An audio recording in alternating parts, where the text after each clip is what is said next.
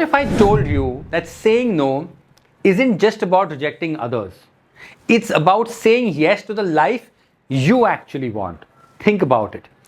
Every time you agree to something you don't want to do, you're putting aside your own goals, your own happiness, and your own peace. Hi, I'm Hitesh Bhatia, a past life regression therapist and the founder of Joining Hands. In today's video, we're diving into the life-changing power of saying no. Yeah, imagine I'm doing a video on that. So many of us are actually stuck in life because we always end up saying yes.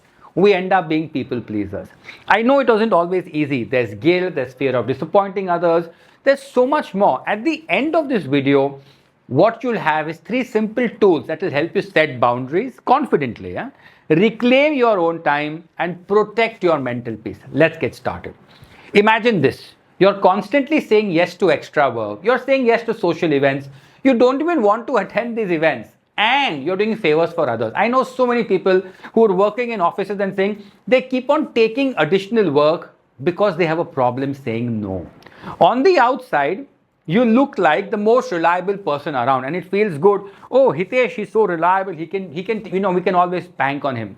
On the inside, there's this feeling of drowning. The to-do list keeps growing. There's absolutely no time left for ourselves.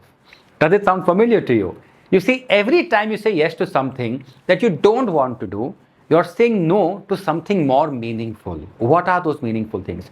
Your family, your health, your hobbies, some well-deserved rest, and the most important thing, self-love. You're saying no to self-love. You're saying no to yourself.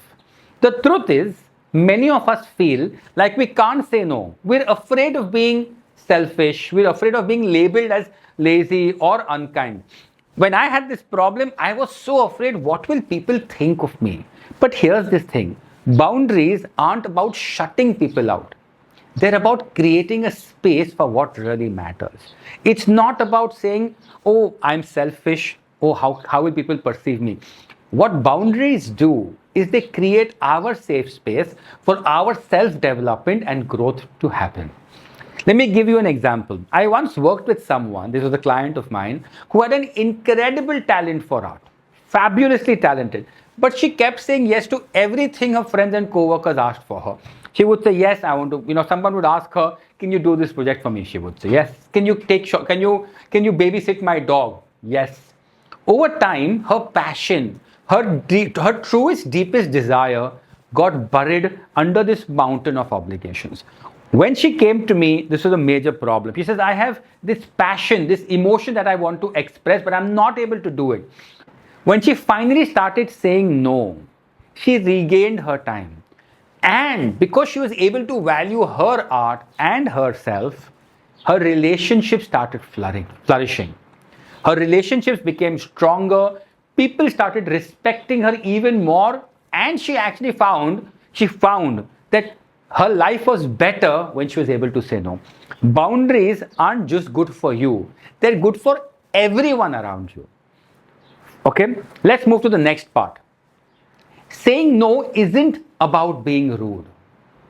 Saying no is actually saying yes to yourself. Saying no is about choosing what's best for you. Let me ask you this question. If I gave you 1,000 rupees every day, but you had to spend it all on other people, the catch is you can't spend that 1,000 rupees on anything for yourself. How long would you last before you felt completely drained? That's exactly what happens when you give away your time and energy without setting limits. We value money, but we don't value our time. Saying no is your way of saying, I value myself, my time, and my energy. And when you do that, people start respecting you even more because, oh my God, they get inspired by you. They start saying, look at this person. They value themselves so much. Here's something personal. When I started my career, I used to say yes to everything. Extra projects, late night calls. I wanted to be a pleaser because I needed this validation. Things I didn't even believe in just to keep others happy. I was the first one to pick up additional responsibilities at work. The first one when the HR came, volunteer, yes, I'll do everything. Guess what? Yeah, you guessed right, it didn't work. What ended up happening was I was always overwhelmed.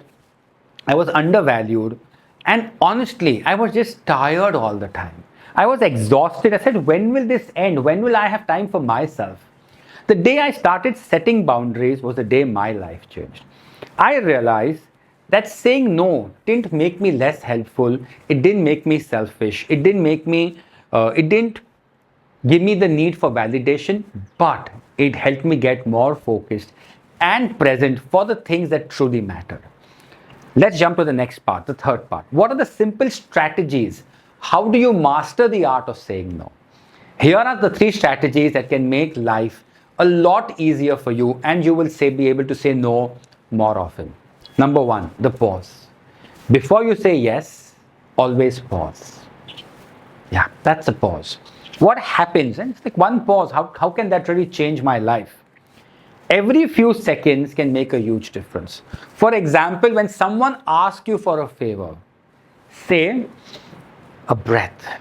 Our breath is our prana, it's our life. We breathe so many times a day, but we forget to even look at our breathing. When we breathe and we pay attention to our breath, we get that pause. Take a pause, breathe, and say, let me check my schedule and get back to you.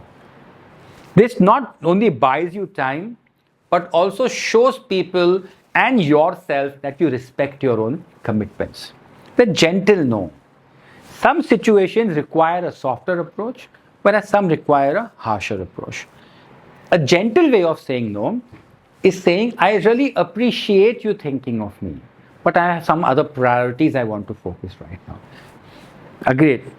Polite, clear, and respectful. Rather than saying no, say, thank you so much for thinking of me to do it, but I have something else that I really need to focus on right now.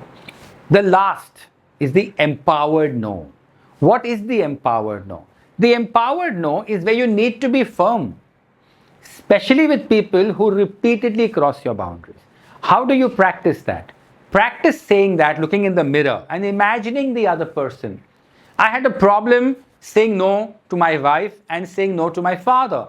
I would practice looking in the mirror, saying, okay, I'm looking at my father. Sorry, I'm not available to do that. No explanations, just a confident speaking up for yourself. I am not available to do that. These are the people who are always going to use you like a doormat. So it's really important. Of course, there is so much more work to be done within this. If you feel that you're constantly being used as a doormat, as being pushed around, or you feel you're a people pleaser, therapy always helps. But for now, let's recap the 3 things that we spoke about. Saying no isn't selfish, it's essential. Understanding why we say yes all the time. Is it validation that is needed? Is it because I'm seeking approval? Or is it because I find it difficult to say no? Understanding that and then saying no isn't selfish, it's essential. Every no you say to the unnecessary makes room for what is truly important. Here's your next step. Think of one situation in your life where you've been saying yes when you really wanted to say no. One situation in your life. How can you start shifting that today? If this video resonates with you, hit that like button, subscribe to my channel, and share this video with someone who might need it. And remember, you can say no to me also. Say, no, Hitesh, I don't want to share your video. Saying no is saying yes to a better version of yourself. I hope you enjoyed this video. Thank you so much and have a great day ahead.